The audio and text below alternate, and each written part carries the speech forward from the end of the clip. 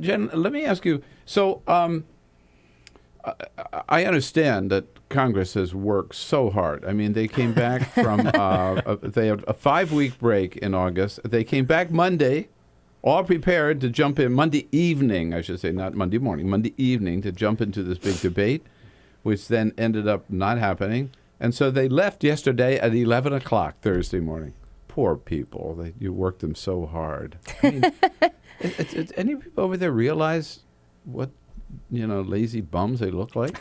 I've been covering Congress for about 7 years now, and they regularly get criticized for not doing very much and having all these breaks. But I have to say, number one, I would say that in some ways that is valid. And then number two, particularly in the last year or so, it has been really bad. I mean, they're just not doing anything. It's gotten worse, Peter, hasn't it? It's because it's like you're compounding the recess schedules they have, which, they're gone a week, they come back for 2 weeks, 3 weeks, and they're gone another week. Granted, they have to go back to their districts to, be with their constituents, but they're not doing anything when they're actually in session. That's the problem. Yeah. No, and Congressman John Yarmouth from Kentucky told us yesterday, so they left yesterday at 11.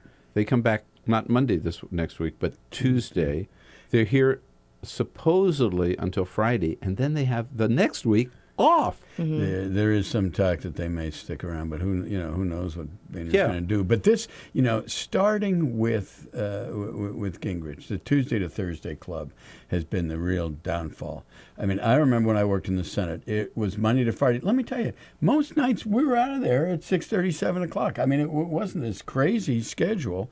It was reasoned. You could put stuff on the calendar. You could count on it. You could make a damn plane reservation and stick to it. And these people, never know when they're going to be on a plane.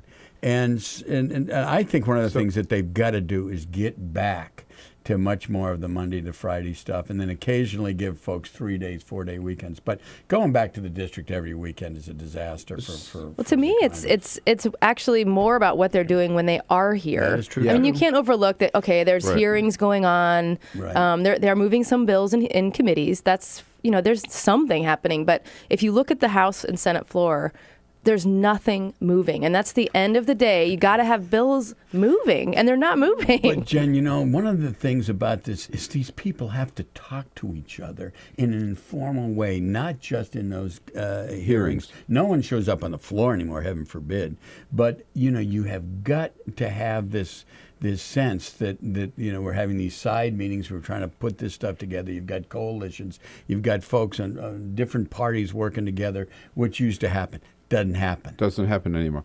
And the little time that they're here, from what I could see, the priority still is for the Republicans to get rid of Obamacare. Right. They I think just will not let go. The driving factor here is there's this faction of House Republicans who want to keep voting over and over and over to vote, to repeal, to take, freeze, defund, derail all or some of Obamacare. And that is sucking the oxygen out of the House.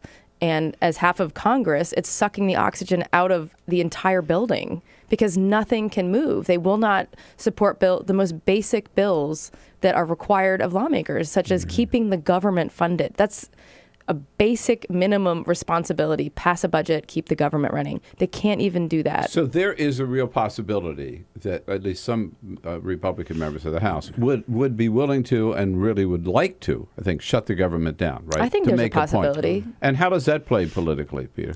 Deadly. Ask Newt Gingrich, I mean, right? If you look at Nina Easton, who's a Fox News analyst, wrote a piece for her magazine talking about this caucus, this group of Republicans, and she used a Maurice Sendak story of this little kid saying, "I don't care, I don't care, I don't care." Well, a lot of these Republicans, they don't care, and or they don't seem to care, and. I think it comes back to haunt them. I mean, I think this is devastating in off-year elections. I think, if they can't nominate one of these I don't care Republicans to be president of the United States and expect to win. So, it is why you're here.